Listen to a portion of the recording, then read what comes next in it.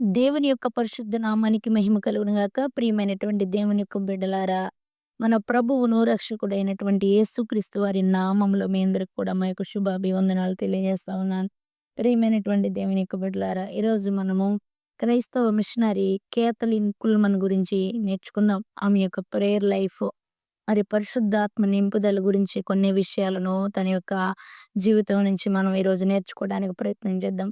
కేథలిన్ Kuhlman గారు మరి నిజంగా అమెరికన్ సువార్థికురాలు. ఈవిడ ఎంత గొప్పగా తన కాలంలో మరి ప్రజలను దేవుని కొరకు ప్రభావితం చేసిందంటే, నిజంగా 19th సెంచరీలో ఉన్నటువంటి ఈమ తన తరమును ప్రభు కొరకు సంపాదించడానికి ఎంతగానో మరి ప్రయత్నం చేసింది. సంపాదించింది కూడా దేవుని బిడ్డలారా.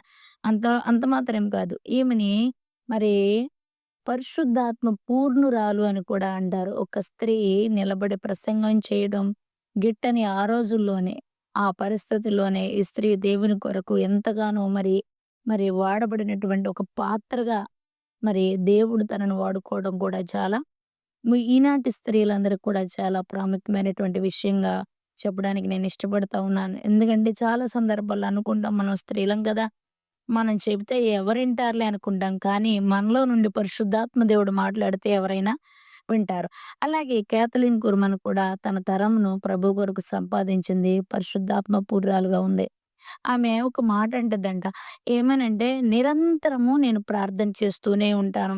ఒక గంట ప్రార్థన చేసి, ఒక గంట సమయాన్ని పరిశుద్ధాత్మ దేవునికి ఇవ్వటం కాదు గానీ, నేను నిరంతరం కూడా నా హృదయాన్ని పరిశుద్ధాత్మతోనూ, ప్రార్థనతోనూ, వాక్యంతోనూ నేను నింపుకుంటాను.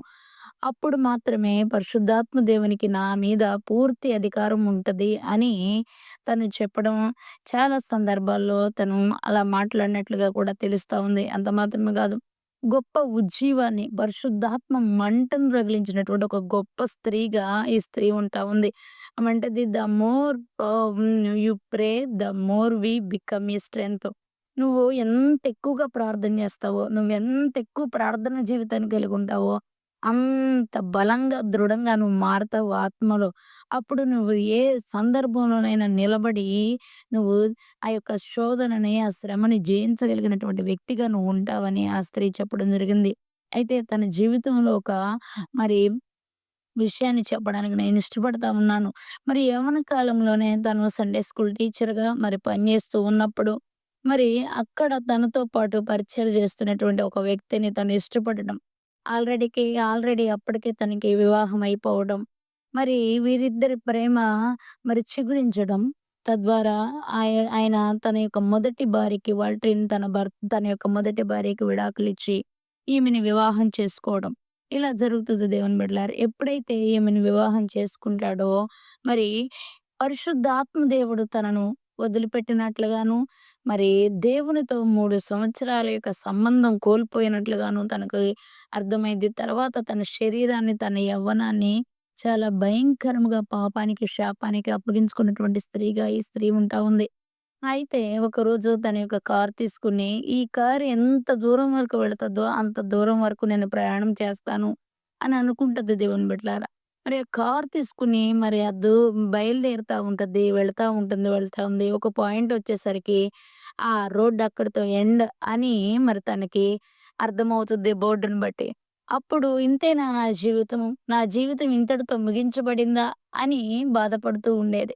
బాధపడుతూ ఉన్నప్పుడు తనకొక స్వరం, "కేథలిన్, నేను నాకు నీ యొక్క హృదయాన్ని ఇస్తావా? నా కొరకు నువ్వు నమ్మకంగా జీవిస్తావా?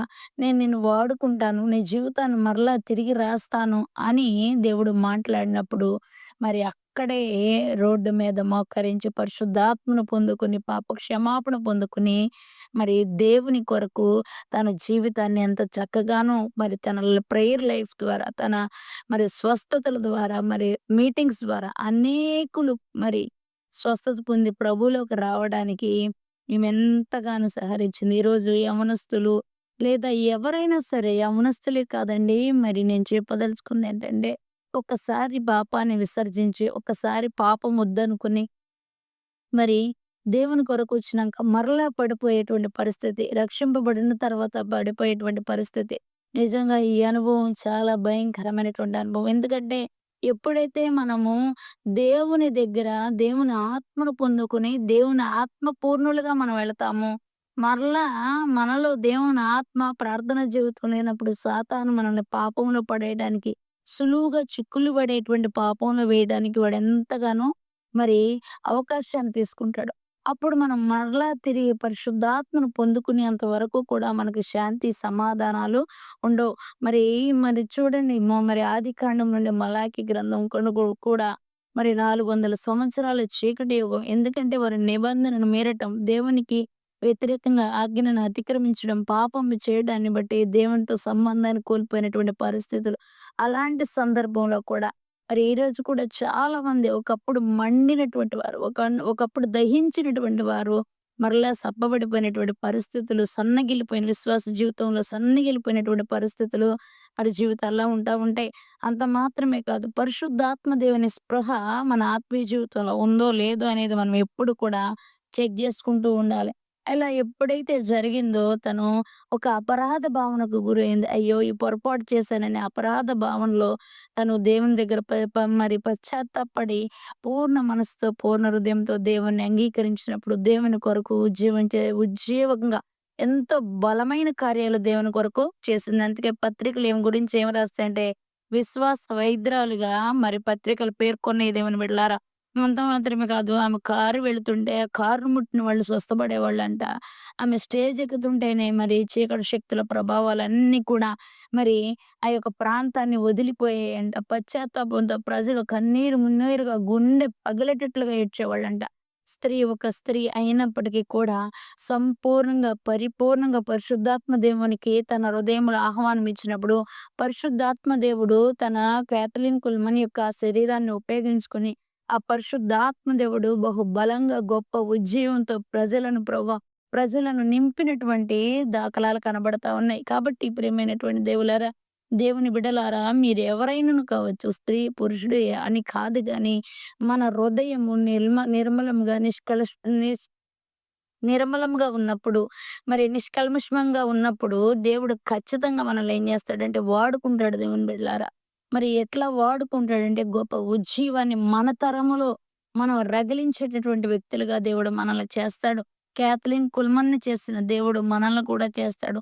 మనం ఇంతే అని మనం అనుకోవద్దు గానీ, ఎంత ఎక్కువ దేవుని సన్నిధిలో గడిపితే అంత ఎక్కువ పరిశుద్ధాత్మ పూర్ణులుగా మారి అంత స్ట్రాంగ్‌గా అయ్యి దేవుని కొరకు ఆశ్చర్యమైనటువంటి బలమైన కార్యాలు మనము చేయము గాని, మనలో నుండి దేవుడే చేయిస్తాడు గనక దేవుని బిడ్డలారా, మరి క్యాథలిన్ కుల్మన్ యొక్క జీవిత చరిత్ర మనకు ఉపయోగపడిద్దని నేనెంతగానో తన యొక్క ప్రేయర్ స్టైల్ ఎంతగానో మనల్ని ప్రభావితం చేస్తదని నేను అనుకుంటా ఉన్నాను. ఎందుకంటే మన తరములో మనం ఎలా ఉంటున్నాం? మన తరములో మనకంటూ ఒక గుర్తింపు ఉందా?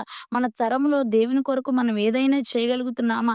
అనేది కూడా మనం ఆలోచిస్తూ ఉండాలి. ప్రార్థన చేయడం, భక్తి చేసుకోవడం, పరిశుద్ధాత్మనికి కంప్లీట్‌గా అధికారాన్ని ఇవ్వడం.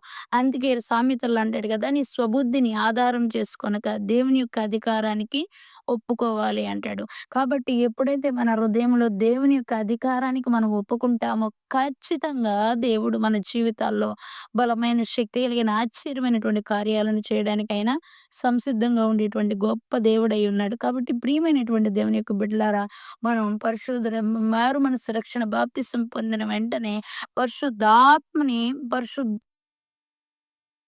పరిశుద్ధాత్మ పూర్ణులుగా మనం అవ్వాలి. పరిశుద్ధాత్మను పొందుకోవాలి. పరిశుద్ధాత్మ పూర్ణులుగా అవ్వడానికి గంటల ప్రార్థన, ఎప్పుడు నిరంతరం కూడా దేవునితో గడిపేటువంటి యొక్క అద్భుతమైన అనుభవాల్లోకి మనం వెళ్ళాలని మరి ఈ సందర్భంగా నేను తెలియజేస్తా ఉన్నాను. కాబట్టి దేవుడు అట్టి శక్తితో, అట్టి బలముతో, అట్టి పరిశుద్ధాత్మ పూర్ణులుగా మనల్ని చేయాలని నేను ఆశపడుతూ, ప్రభు కృప మనకి ఆ విధంగా చేయడానికి మరి ముందుకు నడిపించునుగాక అని మరి ప్రభు పేరట మనవి చేస్తూ ఉన్నాను. ఇట్టి మాటలు ప్రభు మన వినికిడిలో దీవించి, ఆశీర్వదించి బలపరచునుగాక.